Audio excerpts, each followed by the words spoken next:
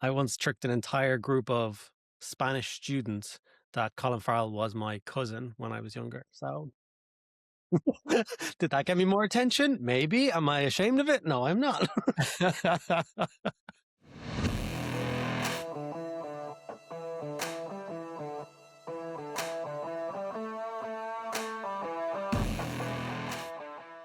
Hello and welcome to the Warhammer podcast. Today I've got a very special guest for you. His enthusiasm and talent shines through in every video he makes. He's also the most famous Farrell ever to come out of Ireland. It is Andy Farrell from Mediocre Hobbies. Yay! Hey! I once tricked an entire group of Spanish students that Colin Farrell was my cousin when I was younger. So, did that get me more attention? Maybe. Am I ashamed of it? No, I'm not.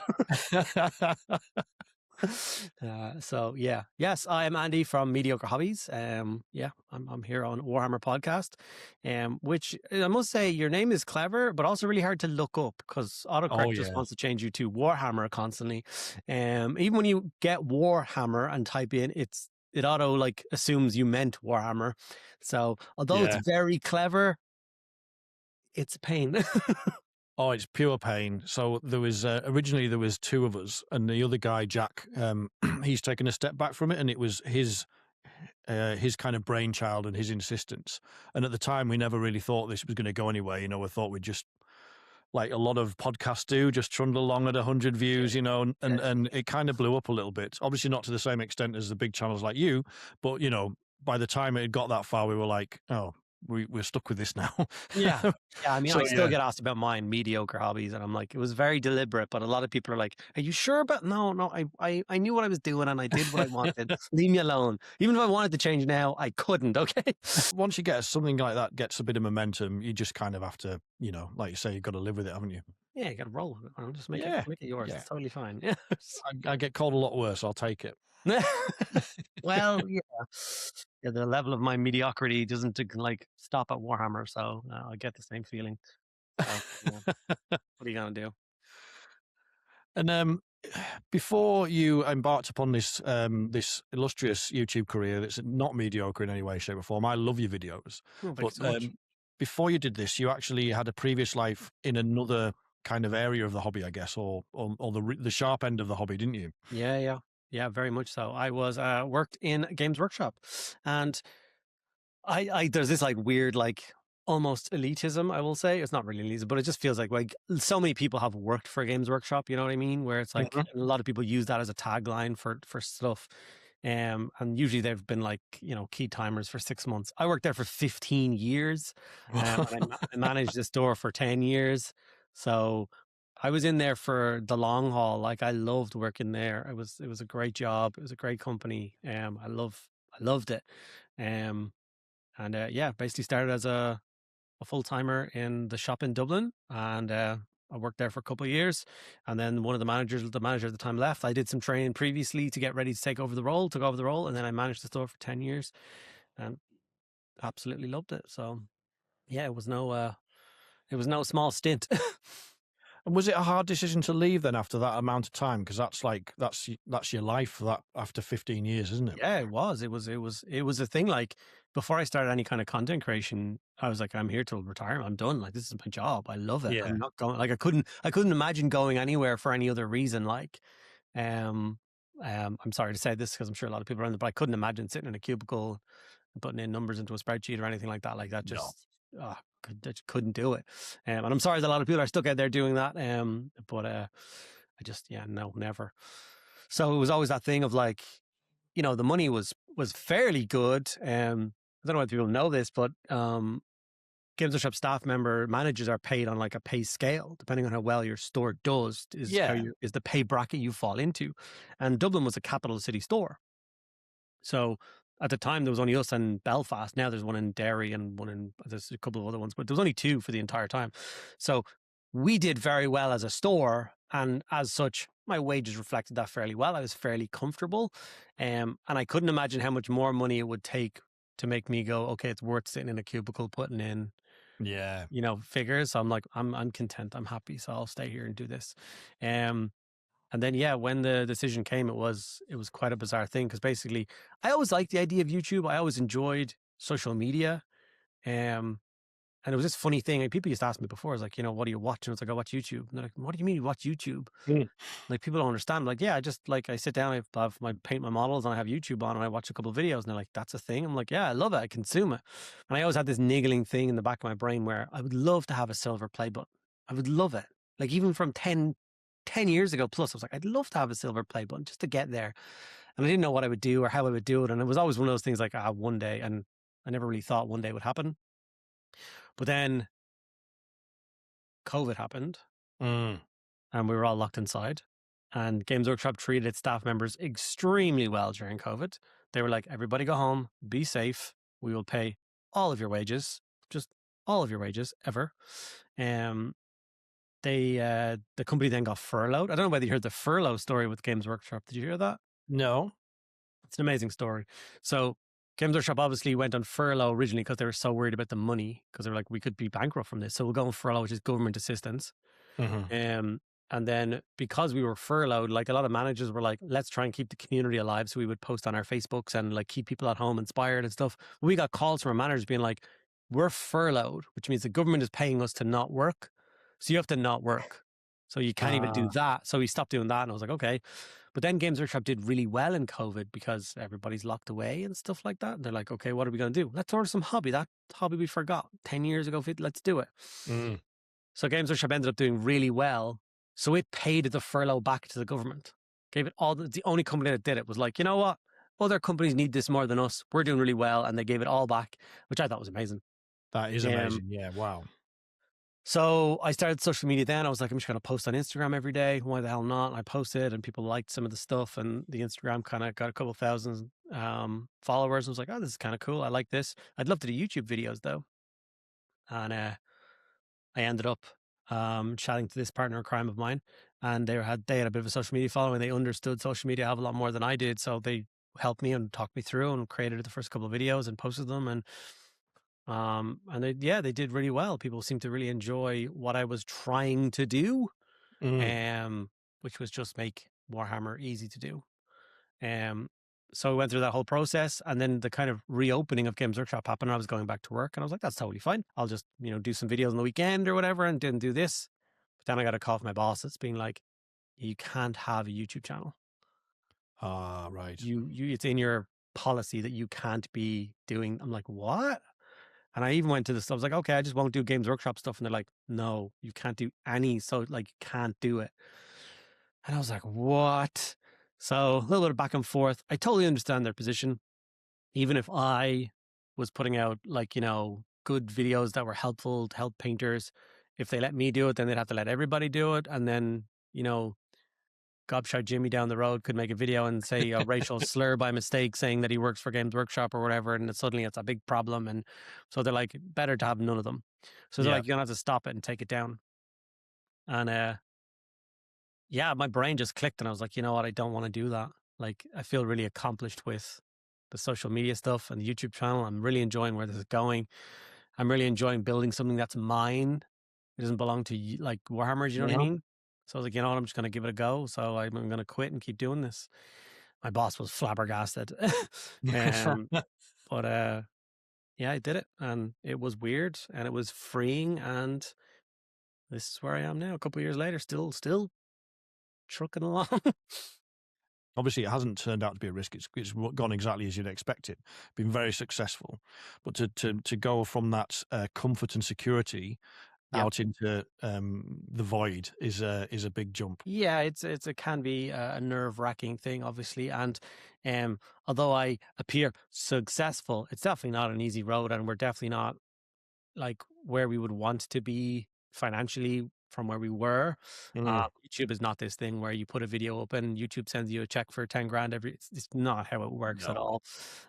It's an incredibly different thing. And like, I'm not very good at some of the other aspects.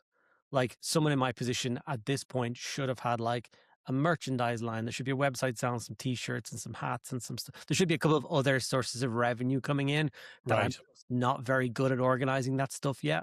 So I do focus on the money that YouTube brings in, the money that Patreon brings in, and then paid videos. So if a company is like, I want you to show off my 3D printer or whatever, we'll pay you some money to do that.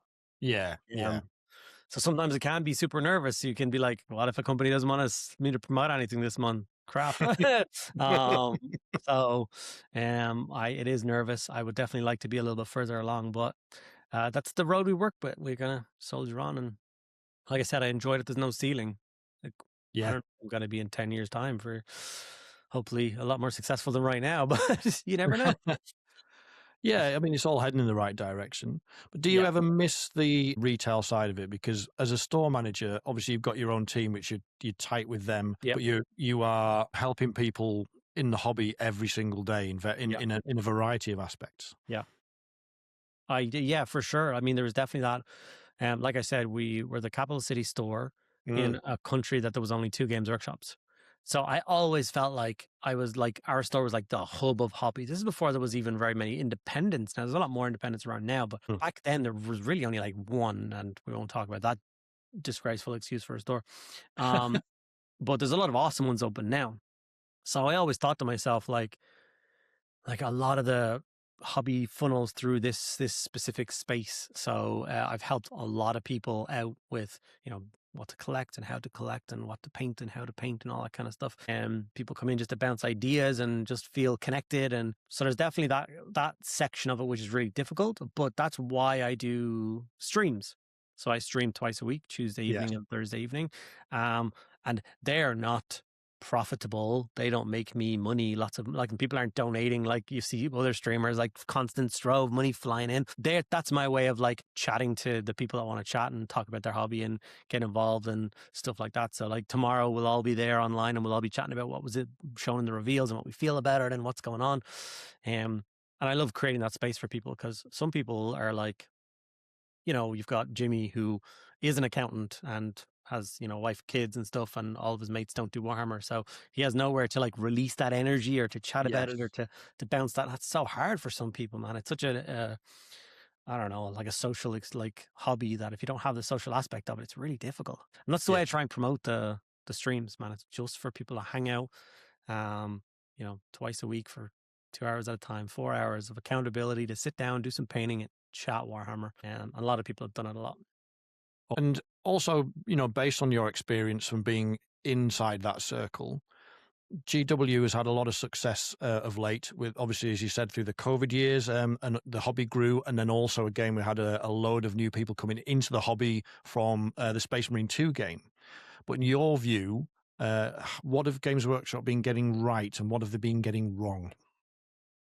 So, as terms of what Games Workshop do right, they still make the best miniatures in the world, and I don't think anyone is ever, ever, ever going to touch them for that, ever. One of the things that Games Workshop is really, really good at, in fact, they're the only people that do it. I've often talked about this a lot, and I'll get this point across. I think it's super important for Games Workshop, which is anytime anyone speaks negatively about Games Workshop and then they speak really positively about something like, I say, oh no, Marvel Crisis Protocol is amazing. It's so much better than Warhammer. I'm like, okay. Or, big Trench Crusade, it's so much better. I'm like, okay.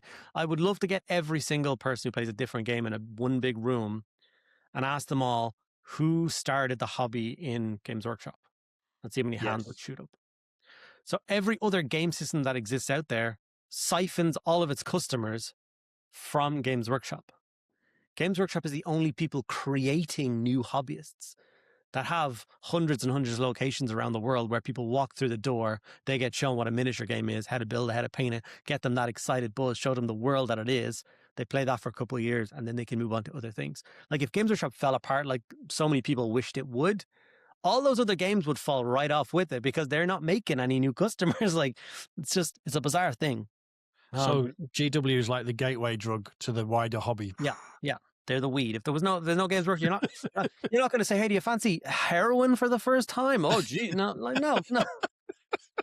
Well, in Dublin, you might actually, but let's not talk about that. So I think obviously with that they get it right. I think they're having a lot of fun with social media stuff these days, which is a lot of fun. Like I said, the models are incredible. The release schedule, although it's absolutely manic, it's so much stuff coming out, but it's so much stuff for like us addicts who want it all. for normal people who only like I collect 2 armies, it's not that crazy. Or if you just Yeah. collect the Necromunda, then it's not that crazy. But when you look at it through our tinted eyes, where every week we want to buy everything, it's a bit of a problem. Um, and the thing that I think Games Workshop is getting wrong massively, and I'm so worried for it in the future, which is they've gotten rid of all of their hobby spaces. So their Mm. stores now create new hobbyists, but then they don't retain them. They're like, okay, we created a hobbyist. Now go play in your homes, or go play in an independent, or go play in a place like that. Okay. So I think that's super dangerous, because I used to manage a store, obviously, and we had games nights Tuesdays, Wednesdays, and Thursdays. I don't think any other store stayed open 3 nights a week. But I was like, we're the only store. So we were 10 o'clock at night, 3 days a week. And we made it Age of Sigmar on Tuesday, adult beginners on a Wednesday. And on Thursday, we did 40K. And it was amazing. Everybody loved it. It was so amazing. And now those nights don't exist. Those people have nowhere Mm. to go except independence. And there's 2 things that worry me about that, which is, one, 3D printing is obviously becoming more and more prevalent. And eventually that will start to hurt Games Workshop. And if you don't have really cool spaces that Games Workshop are creating for you to go and go, oh, I better get official models because I want to play in a GT, or I want to go play in my local independent, but I can't go there with these models. Like, you know what I mean? They need to protect that space a little bit more. Yes. Because I'm, for one, like, I love 3D printing and I'm all for it. But I think if a company out there, like, I've turned down many being like, hey, do you want to do our models on your channel? What do you do? Oh, here's an example. Oh, so you just copy Games Workshop shit. And then Right. no, Yeah. I'm not interested. You can go away now. Yeah. Um, so that's bad. So, and then the other thing is, they don't control the narrative. Like, the problem is, like, people like to speak negatively about Games Workshop. So if you go Mm. into an independent store and a conversation breaks out about negativity with Games Workshop, it just spirals and becomes a soup, and it just goes on and on and on and on and on. And then people play their games and they go away with like even more negative opinions, and it's not healthy. Whereas I used to be the person of logic, like the voice of reason, not person of logic. Obviously, they've got logical points as well, but um, like, they would start a conversation in my store, and I'd be like, "Well, have you thought about this? Like, have you thought about why they did it? Maybe it was because of, and you know what I mean? You would have like a little bit of discourse back and forth, and hopefully it'd bring them a little bit more into the middle, as opposed to just like the far anger and disgust section of it. Um, so I think basically they're just handing over control of everything, and I think that's super dangerous for them, and I worry about that in the future. Yeah, I fully agree. I think it's it's a really unusual way to go about your business. Obviously, you don't want to just uh, end up like arguing with people in the comment section on Facebook or whatever.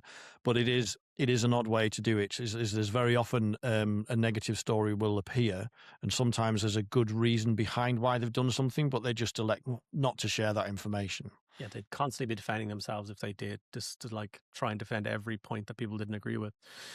Yeah, Um, Now, I'm with a lot of people on a lot of, like, I do think things like pricing has gone psycho these days and stuff. Like, I'm not defending everything they do. It's just, I just don't think they deserve all the hate they get. yeah, I fully agree, and I think more often than not, when you get into a one-to-one conversation like this with somebody, there is it's like a sliding scale. There's a spectrum, and usually there's a lot of love in there, and also some disgruntlements. It's a bit of a love-hate relationship. If you just focused on the online stuff, if you were looking online to think, oh, I'm thinking about this hobby, let's have a look at what the community is like, you'd be like, oh goodness, no, Yeah. no, not. Um, Yeah, exactly. You wouldn't want to yeah, go near it, would you? no, no, you really wouldn't. Ugh. Uh, But it is worth doing, and I think along with 40K is obviously the £800 gorilla, but there is a lot more to the hobby than just that, even from Games Workshop's perspective. And Yep. I noticed on your videos that you've been talking a lot about playing other game systems. I think in particular likes of Heresy, Yep. um, and I wanted to get into that a bit with you and find out why that was. What's diverting your attention into some of those other game systems? Why are they worth having a look at? So obviously, there's lots of, like, Games Workshop creates incredible IP. Every system is amazing, whether it's Necromunda or whether it's the Lord of the Rings stuff. I didn't create that IP. It's a silly example, but you know what I mean. Yeah, I know what you Uh, mean, yeah. then into 40K and Age of Sigmar and stuff. And I do thoroughly love the 40K universe. I think it's the best story-driven universe that has ever existed, and nothing else touches it for its depth and stuff. You could get lost. A historian could come in and he would spend years trying to unpack all of 40k lore, which I think is an immense thing. Yeah. And I do love building and painting armies for it, but I found my love for playing 40k these days wanes quite a lot. I keep getting excited about having a game, and then I have a game and I'm genuinely disappointed by the whole process of setting up and playing a game. To me these days is a Mm. real chore, and it shouldn't feel like a chore. So with that, I've trying to been stepping away from the 40k for right now. So we've got 11th edition coming in. Maybe that will change some things. But I think Games Workshop has very much focused on 40k for tournament players. They seem to be pandering to them quite a lot with everything from how setups work, how objectives works, how scenery works. It's all designed to make their experience as easy as possible, and then the rest of the player base can just kind of try and work around that. And I'm just struggling with that a little bit. So I've This decided, comes up. It comes up time and time again in conversations across, with other content creators or even at the gaming club or whatever. There is enormous pool of players who felt left behind by this edition, I think. yeah, I mean, for sure. I mean, like one of the key things that I find little enjoyment out of is how to win a game of Warhammer 40,000. Mm. Like, to give you an example, the old world has a post game scoring system. So it means you work out who won at the end of the game. Game is over, mission is complete or whatever, and you go, okay, cool. How many of your army did I kill? How many did your army kill? Then did you kill my general? Cool. Did you capture my BSB? Cool. Did you capture a table quarter? Cool. Right, who won? Oh, you did. Congratulations. Instead of 40k, where it's like, what's the current score? Oh, it's 36-79, and I've got these 3 objectives that I can do on my cards that I need to, and I'm like trying to work out what this card does. It's like I have to have a unit there and make sure they're not there, and that has to be too close to this. And it's taking me completely out of the pushing my war dollies around and rolling dice for their bolters to fire off and have a bit of close combat. I'm managing all of these cardboard and all these dials and all this. I'm like, I don't want any of that. Mm. I always find it really bizarre how you can capture an objective in a game, not have it at the end of the game, and that somehow still mattered. Imagine the Yes. general of an army being like, go capture the farmhouse. Okay, cool. Then you come back 20 minutes later and be like, I did it, boss. What do you mean you did it? You're supposed to be holding the no, I went over, I captured it, and then I left it again. What good is that? They So I put thought, some blue tack down, so it's a sticky yeah, it's a objective. sticky Yeah. objective now. It's mine. Don't worry, boss. I got it. Like, no, objective should be at the very end of the game. What objective Yeah. are you holding when the game ends? Cool. Those are the ones you have. So yeah, that kind of stuff just does my nut in. I can't stand that. And I like playing things like Lord of the Rings and Age of Sigmar, not even Age of Sigmar that much these days, to be honest, and the Old World and Heresy, because they're very much not tailored towards tournament play. There's not really a lot of power gamery lists out there. Like, they have a lot of structure on how you construct an army. So at the Horse Heresy, you buy your main battle group, and then depending on what you take, you can unlock, okay, you can get a tank now, or you can get a dreadnought now, or you can get a this now. You don't just take 3 units of 6 Victrix Guard. Ultramarines, Yeah. Victrix Guard, and ruin everyone's day. And with the Old World, it's percentages. You know what I mean? It's like, Mm. 25% has to be core, 25% can be special, 25% can be rare. And you know what I mean? You build your army that way. So it's like, oh yeah, you took a powerful thing, but you can't take 4 powerful things because No. that's not how it fits into it. And I find the armies to be much more aesthetically pleasing. They're much more fun to build and paint, and the games tend to be a lot more enjoyable. Yeah. I think competitive 40k is its own thing. I don't go every week to tournaments and stuff, but I do play, some competitive events, and I enjoy that. But that is only catering to a relatively small percentage of the player base. It's grown a lot in the past 3 or 4 years, Yeah. but it still doesn't outweigh the what did I call them when I spoke to Winters? Filthy casuals. Yeah. That's still the majority of the player base, isn't it? Yeah, but it's that whole thing of like, that seems to be the norms. If you walk into a club now and it's like, okay, let's play a game of 40k, I was like, okay, and then they're setting up their scenery with those stupid L's designed against how you play in a tournament. I'm like, buddy, we're not playing in a tournament. Why are you setting up the scenery like that? Why does everything be completely mirrored? What is this? Yeah. Like, that should be the decision afterwards. Oh, do you want to play hardcore? And we'll do a tournament mission. Oh yeah, cool. It shouldn't be the default. Yeah. Default should be bunkers and cityscapes and, you know, like cool scenery and terrain and looking awesome and feeling awesome and adding to the aesthetic of the game. Well, instead of taking it away. You made a great video about this recently, which really resonated with me, and I'll put a link in the description to this, because if anybody hasn't seen it, you really should go and watch it.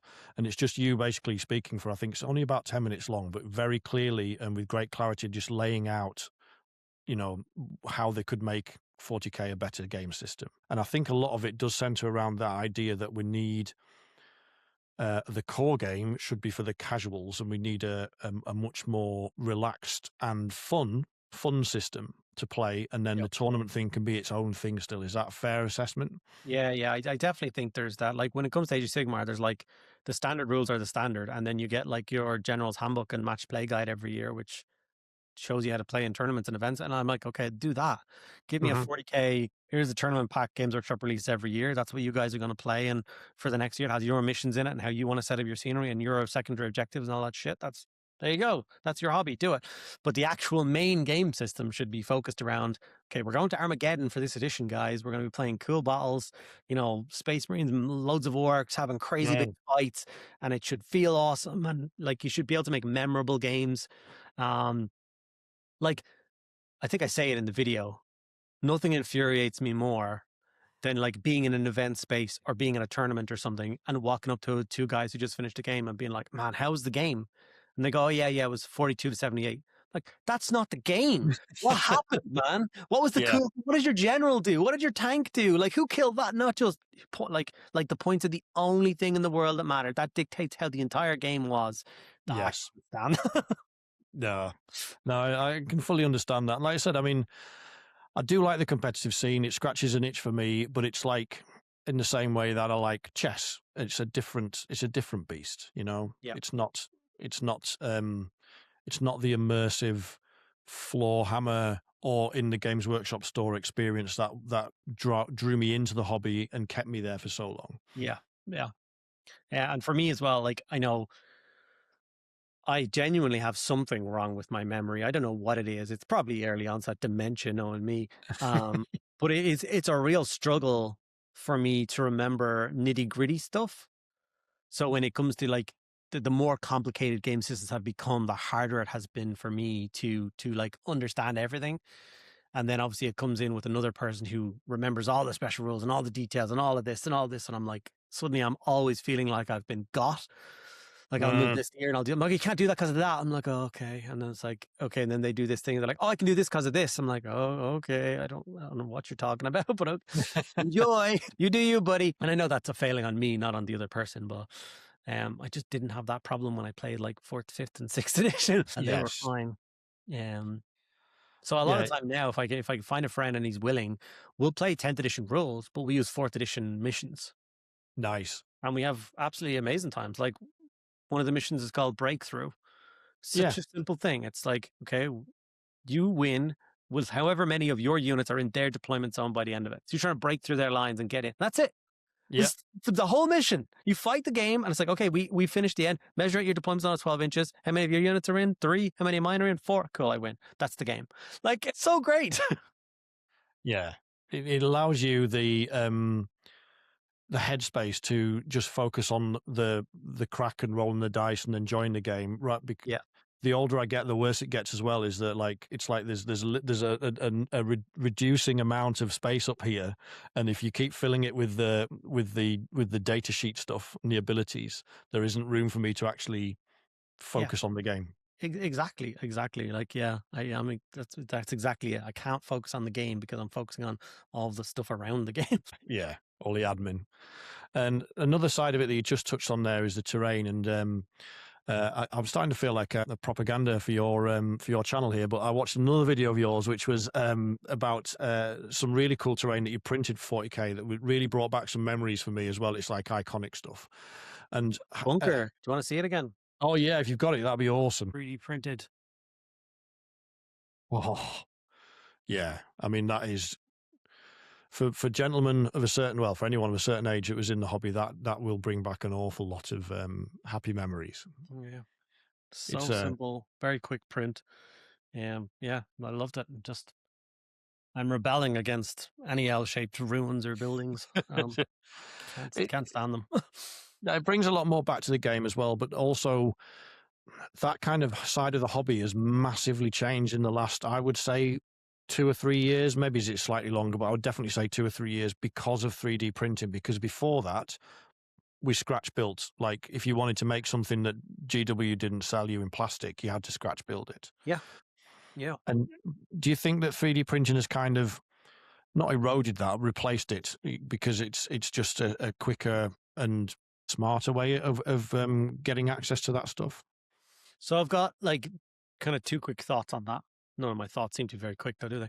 Um, I love 3D printing. I think it's an amazing asset to have. I think it's a Mm. tool, and I think it's a hobby unto itself. If you're really into it, there's probably 20 odd printers in this space right now. They get Wow. sent all the time, and I love them. I love tinkering with them. I love showing videos on them, and I think every hobbyist at some point will eventually move on and have a 3D printer. I don't think that's a bad thing at all. Mm. Um, Especially for things like scenery, getting those old buildings. I bought the guy's files, bought the files. That's something I always love to say. I support Yes. 3D printers and 3D designers. Pay for your files. Like Yeah. they did the work. They deserve to pay, man. If you don't pay them, they're not going to make more stuff or better stuff or learn more. You got to pay. You got to support it. Mm. Um, and because of that, I would never be able to make a second edition. Well, I probably could, but it wouldn't be nearly as time efficient. Like if I'm making it for a video and stuff, like I'd spend a week building the damn thing, and that video Yeah. wouldn't pay back the time of a week's worth of work. Um, Another thing that I have to say, which is a kind of a sad point, but a lot of the kids now that are like when we were kids, we did lots of arts and crafts. Yes. Kids don't do arts and crafts anymore.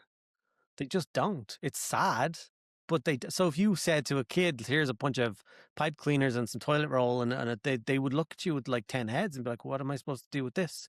You know what I mean? Like they don't have that. Unfortunately, that flair is dying. Yeah. Yeah. And it's awful.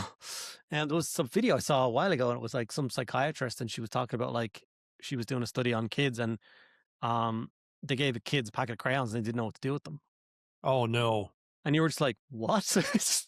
Their parents go straight to jail. To jail. Like, wait, what? But anyway, that's just yeah. So I don't think if we didn't have 3D printers, we would be inundated with awesome handmade terrain. I think it would just be stuff that whether you would buy from other companies and stuff like that. So I like having Yeah. the access to it. So yeah, I think it's also a time thing. Like buying, building, painting an army all takes a great deal of time, yeah, and scratch building is even more, in yeah, time intense, isn't it? yeah, yeah. Like I did. I don't know whether you've seen it. I did a river this week. Mm. This is one of the sections of the river which I've done, but that's Beautiful. just a 3D print. Yeah. So the base is a 3D print, and then obviously I did all of the work on top of it to make it look like a river. Um, so I'm not that kind of like if I didn't have the base sent like able to 3D print, I don't know if I would have done that project myself. Um, it would have just been a little bit more awkward. But having that asset there just makes it so easy, and then you do Yeah. all of the work on top. And I really like seeing the blank sheet because I've got more printed that I need to make the river a little bit longer. I see the blank sheet and then what I made it into, and it's a real satisfying feeling. Um, yeah, it was a lot of fun to do that. Yeah, for sure. And I think painting's obviously a huge part of the hobby for you. And I loved a couple of other recent videos. As obviously I'm a big Necron fan. You did the Nightbringer when you got hold of that new model and did it almost all by dry brushing. That was incredible. Yeah, And the other one I watched of yours recently and rewatched it again actually was the Tomb World terrain, which again was like this is how to get it on the table and still look good. yeah, yeah. Like it's a secondary thing for if you buy a Kill Team box set, you can't spend 9 years painting up all the rivets and bolts and all the No. scenery because it would take 3 months to do it, and you've got armies and kill teams to paint. So, Yeah. yeah, Games Workshop's great at adding all that extra detail into scenery, but I don't know who has time to like. If you ever look at their plastic 40K buildings they have now, it is unbelievable. Like there's radiators and there's little like plug Yeah. sockets and I'm like, if someone sat down and painted every cable and every light and everything, it would take 4 weeks for every building. Like they look amazing, but Yeah. I don't know who's got time for that. No, no, exactly. So, I mean, they are beautiful, but it is almost overkill. It's quite daunting, particularly if you're a newer painter. You're like, what am I going to do with this? Yeah, yeah, you just and they do feel that need to like paint everything and stuff. I had a person explain to me a while ago, many, many, many years ago, that the board and scenery is meant to be the backdrop to your armies. Yeah, So they're supposed to be a little bit duller and a little bit darker and a little bit less color. And then you put an army down and then the army explodes off the table at you and it's a right. beautiful thing. If you have a super colorful table, you're like, where are the models? I don't know. Oh, there's a squad in there. There's a oh, Yeah. and that kind of stuck with me for quite a long time. I like that idea of having everything being a little bit more drab. Yeah. Yeah, yeah. I think that's worth remembering. It's the background, isn't it? It's the setting. It's not the star. No, the army's the star, I think. Yeah. But would it be fair to describe your painting style, though, as, I mean, to circle back to right to the beginning, you were talking a bit about this, is it's kind of one of the things I like that you do is you demystify a lot of these processes and show people how to get very good results quickly. It's that balance between speed and quality, I guess. Yeah. So my tagline for my channel is always it's removing the fear. Yeah, Because I've had like 15 years in Games Workshop. Every single day, someone would say the line, "That is so cool," but I could never paint it. right. And I hate that. I hate that anyone would deny themselves something they really want because they feel that they couldn't do it. So I show the most complicated models ever, and I show you doing it with a dry brush and some contrast paints, and it's all very easy, very achievable. Um, and I've had a lot of people, a lot of messages. Like, it's my favorite thing to get tagged on Instagram with a model that they've painted using my video, and they're like, "I never thought I'd be able to. Here's my version of it, and it looks freaking great. I love it." And it's always like Mortarian or something like that. And I'm like, "That's cool." Um, so yeah, or someone watching my video and commenting, "I've had this model on my shelf, gray, for years. I'm now going to go and paint it thanks to you." I'm like, That's so good." So yeah, painting is not complicated. I used to always say it's not skill; it's tools and techniques. Yes. That's it. Simple as. Yeah, you got to learn how to have a steady hand, which you can learn to do. And then other than that, nothing else is complicated. It seems to be going well so far. People understand what I'm trying to achieve. Um, and people are starting to do that thing which I always wanted them to do, which was, new models come out and they're like, crap, how do I paint this? I'll go see what Mediocre Hobbies did. Yes. Because I know I've done everything. I just keep doing everything that comes out. Um, so that's been really enjoyable to do. So even if I miss something now, I'll get comments being like, "Man, I'm waiting for you to do this video so I can go." Like, "Oh, okay, let me go back and do the." Some guy's been pestering me to do the steel jacks for Votan for quite a while now. I'm like, I All have right. them. I haven't slotted them in yet. Give me a break. Yeah, quite funny. Yeah, but I mean, you would need a time machine to stretch the days out to be able to paint everything that GW releases. The sausage machine pumps it out at a very fast rate now. Yeah. I think War Hipster is the only one that keeps up with it all. Yeah. He's an absolute psycho. And I messaged him once, being like, "You are the only creator that makes me feel lazy." And he just went up and be like, "Well, I have agoraphobia and I'm afraid to go outside, so it's easier for me." And I was like, "Okay, I feel better now." It's like, if that's all you do, then you're allowed to be like that. Yeah, yeah. Yeah, Stop making the rest of us look bad. Yeah. yeah, he does. He does. He's an insane model man. He just is. I can't keep up with him, but I try. Um, Something but else yeah, you've been painting is Trench Crusade. Now, how much are you enjoying that game? Because my friends are bored of me now telling them all how much I love it. It's something that I'm really enjoying. haven't played it. Serious? Haven't played a single game of it. None of my friends' groups seems to be particularly interested in it. Mm. So what my plan is to do, because just because they're not interested in it doesn't mean they're not. I have a really good, solid group of friends that play games and stuff. So for instance, in middle of July, we're going away for a weekend. We're actually renting a house down the country, and there's 6 of us going. We're bringing 3 gaming tables. We're gonna have barbecues and booze and play games all week. And it's just our tradition. Usually we do it in Warhammer World. We didn't have a great time in Warhammer World last year, so we decided, you know what, let's try and do it like this. Probably cost us cheaper to do it this way. Mm-hmm. And like, if I brought a case and I was like, there's 2 Trench Crusade warbands in this and some scenery, I want to try it out. One of them would be like, "Oh yeah, man, I'm totally up for it." And then I would set it up and play it like that. You know what I mean? Right. Yeah. Yeah. So I just need to do that. I need to get 2 warbands fully done a set of scenery fully set up, and then I can invite anyone over and be like, "Do you want to come try Trench Crusade with me?" They'd be like, "Yeah," but they might not be interested in doing a full gang themselves. Yeah. So sometimes we do that. We treat certain systems like board games. We just try and create a full set that we can use to play, so it doesn't require anyone else's input in order for us to play it. So unfortunately, I don't have any experience of gaming with it yet. I think the lore is psychotic and insane and amazing, Yeah. and the models are flawless. They're so good. And basically, what happened with that is I sponsored by Green Stuff World to Mm. show off their acrylic paint range. They were like, we wanted more people to see our acrylic paints. Not a lot of people talk about them. Do you want to do some videos with them? And I was like, sure. So they sent me over a huge range of their acrylic paints. And then we were going back and forth about what you'd like me to do. And they were like, we want you to steer away from doing 40K or Games Workshop stuff with them. And I was like, okay. They don't, because obviously the Warhammer stuff would then become the topic of the video as opposed to the paints. They think it would steal the Yes. attention away. And I'm like, okay, that's fair. What do you want to do? And he's like, have you thought about doing some Trench Crusade stuff? I was like, well, have I? So I decided to do that. Every month I make a video for them, and I just pick the coolest Trench Crusade thing I can find, and I just do a video on it. So I tend to be doing all the big guys now. So I've only got about 10 or 12 models painted, but I love all of them. They're so Yeah. Yeah. um It's a so it's a it's a wonderful aesthetic. I bought the plastic set, the Prussians shock troopers, the Stosstruppen, yeah. and they're lovely models to paint. They take the speed paints and that really well. Yeah. I did one of them so far. Yeah. Um have you seen that they showed off the new starter set today? No.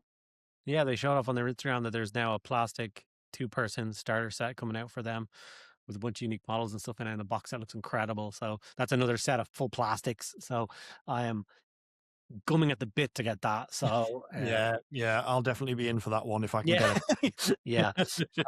So Trench Crusade is an incredible thing. It's another thing I think people need to, because some people are starting to turn on them a little bit now, and they're saying nasty things because that's, Mm. and I'm like, I don't think, like, if you look at what their goal was and what they achieved with their goal, they weren't ready for that, man. They can't No. just immediately turn around and have the infrastructure to create as many books as they want or as many models or as many, like, they're trying to play catch up with the interest. And that's just going to Yes. take time. So give them a break, man. Like, they're doing great. Just be patient. Things take time. Creating beautiful models take time. Printing, what, 1,400 times more books than they expected to sell is going to take time.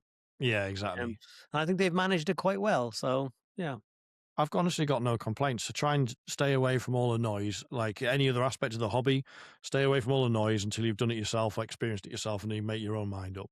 yeah, And the game exactly. itself is a lot of fun. It's I think it's a pretty perfect pickup game. We're playing like a campaign at my club, so that has more kind of in between game admin stuff going on. But if you've played 40K Crusade format, it's not much different to that. Yeah, In terms of it works differently, but in terms of the workload, if you like, it's not impassable.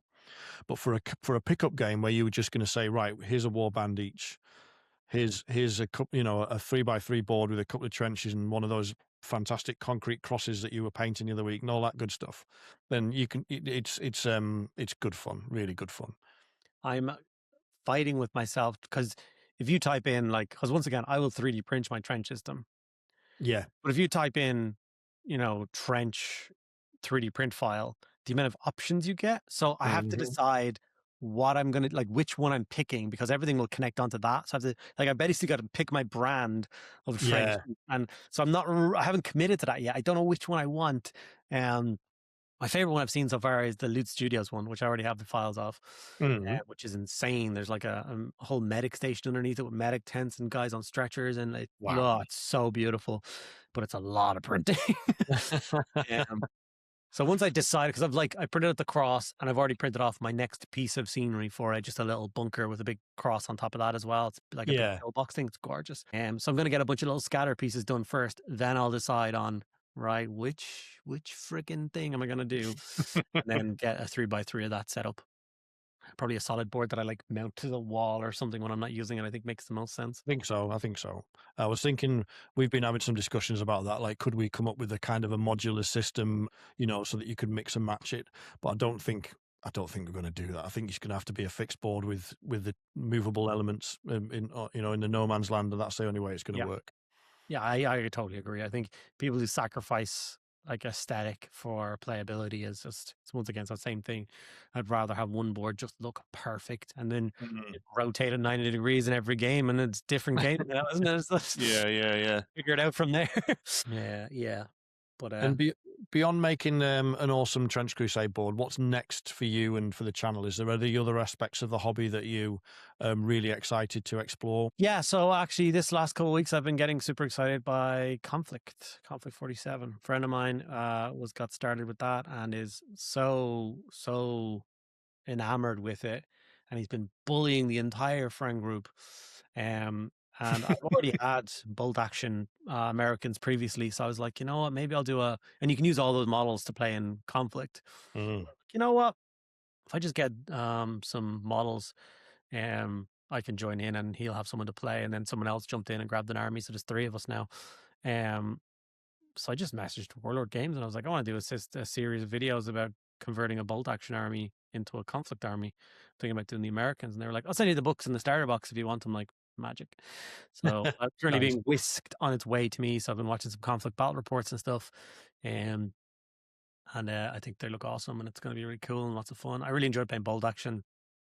It's got one of the best turn systems of any game I've ever played. Mm. And I just, yeah, so that's the next little thing that's on the horizon that I'm going to dive into and get a few bits done. I'm tempted. I didn't play Bolt Action. Some of the lads at the club did play it or still play it, but my granddad was in World War II and came back, very much a changed man. And I just felt it was, he's passed a long time ago, bless him, but I didn't sit right with me playing a game of something that he'd explained. I know that's only one side of the moral argument, but it has to be a personal choice, I guess. Oh yeah, You no, know, no, that moral argument definitely exists. Yeah, yeah, like my old boss I was talking about previously, he was like Napoleonics is as late as he will go. right. He's like for that exact reason that it's not history yet. It's still memory. People are alive who were there. You're like it's not history yet. Yeah, And I think I would feel that weird, like if I was playing a column of Humvees driving down the streets of Baghdad and having IEDs go off, I'd be like, man, this is in poor taste. Let's not talk like this yeah. is not okay. Um, But so conflict takes it. It removes that step. That for yeah, me because it yeah, basically takes it to starts in 47 and goes on from there. So it's yeah. this is not real, guys. Relax. But it's also got some super cool shit in there, like spider tanks and stuff. Yeah, yeah, Tesla technology and all that crap. Yeah, So yeah. yeah, all the Hitler stuff worked. UFOs are taking off and all sorts. So they're coming from the moon. Um, so it looks like good fun, and Yeah. yeah. But yeah, like you said, the mechanics of that game, because it's pretty very very similar from what I understand it, isn't it? From Oh yeah, yeah. It is yeah, just a continuation of like it's the same yeah. rules, and obviously just with crazy wazzy weapons and a new setting. Like, have you ever heard how the turn system in bolt action works? Is that the one where you kind of Yeah, basically yeah, pull it yeah, out yeah, of the yeah. bag? So if you were playing it in 40k, you'd be like an Ultramarines army fighting an Orc army. You would have a blue dice for every Ultramarine unit, and you would have a green dice for every Orc unit, and they'd all go in one big baggie, and you'd shake it up and go, blue, okay, you can activate and use a Space Marine unit.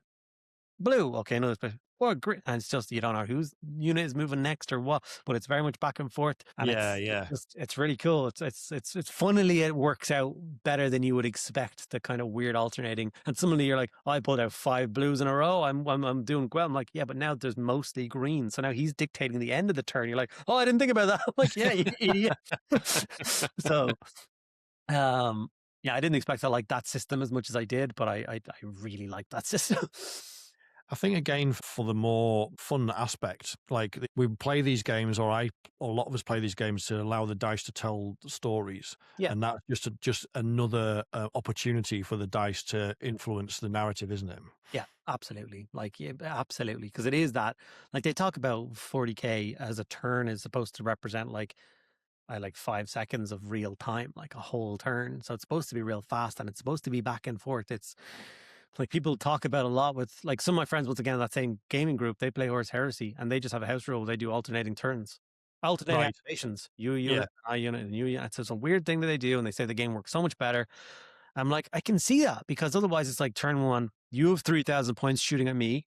I'm going to lose a huge portion of my army because you've just fired 3,000 points of stuff at me. Yes. And then like my first turn back is obviously a lot less effective, so it's kind of hard. So I do like the alternating stuff a lot more. It's been in Lord of the Rings forever, so something I'm kind of used to. Yeah, it works well in MES BG, and they went as far as putting in Kill Team. You probably remember this better than me, but somebody told me that they did look at it for GW. I can't remember if it was 8th or 9th edition, and decided it just didn't feel like 40k. Like they play tested it extensively, but just said it didn't feel right to them. I hadn't heard that, but it's definitely something they could have done. Back then, they still had their play testers and stuff out in the world, didn't they? Yeah, So yeah. yeah, it's definitely something they could have looked at. Um, well, yeah, we'll see. Maybe one day they'll bring it in. It also will stop that whole 25 minutes waiting for my turn to do anything except roll saves or whatever. I mean, they tried to. I don't think they're going to go that way because that's one of the things that they've done. They did in the start of 10th, and it's increased as the editions progressed. And there is much more opportunity now for me to do something in your turn Yeah, apart from just pick my models up. Like, oh, this guy has got a reactive move, so I can, if you get too close to him, I can run away, or I can overwatch you. All those kind of things. The challenge with that, it comes back to what you nailed before, is that headspace and mental load that it adds to the game in order to do that. yeah, Whereas if they just went, okay, we'll have alternating activations, they wouldn't need all that. yeah. But right, because I don't know, it created that sense of fun because I always like my first dice I pulled out of the bag every game of bold action, every turn of bold Yeah, action was firing my sniper team. yeah, So give me the sniper. I don't care if it's not always the sniper took that first shot. Ching! yeah. Um, and the first shot I ever fired in bold action was my sniper, and the first shot killed a Japanese general, the general of the whole army. One lucky shot took him out. The guy gave me a plastic piece, and it was a sheath katana. Oh yeah. Was put on Japanese officers, so that's on my sniper now, painted up. So it's Oh, that was his first kill he got, and it's so cool. And then I just love him so just don't put him in a bell tower and have him shot by a tiger, and then he'll be okay. cool.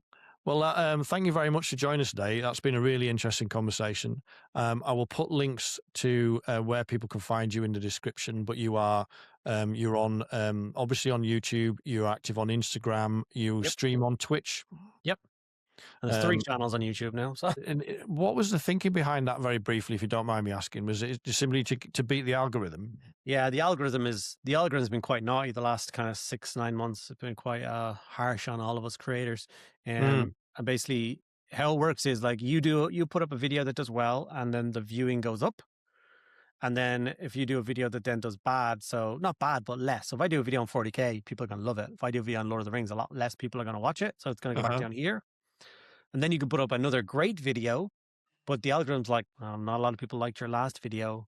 So we're not going to show it to as much people. Yeah. So I'm like, no, but it's the same as the other high video. And they're like, we don't know that. So I'm sorry. It just goes, the views go down. So by separating them and just having like videos are going to do really well on the one main channel, and then you can have your passion project, which is Old World Lord of the Rings for me, on their own separate Lush. channels, doing their own things, just competing with each other and stuff. So um it's been fun, but I enjoy it. And that's me creating 4 or 5 videos a week. So That what are is you a gonna do? serious amount of output. Yeah, yeah.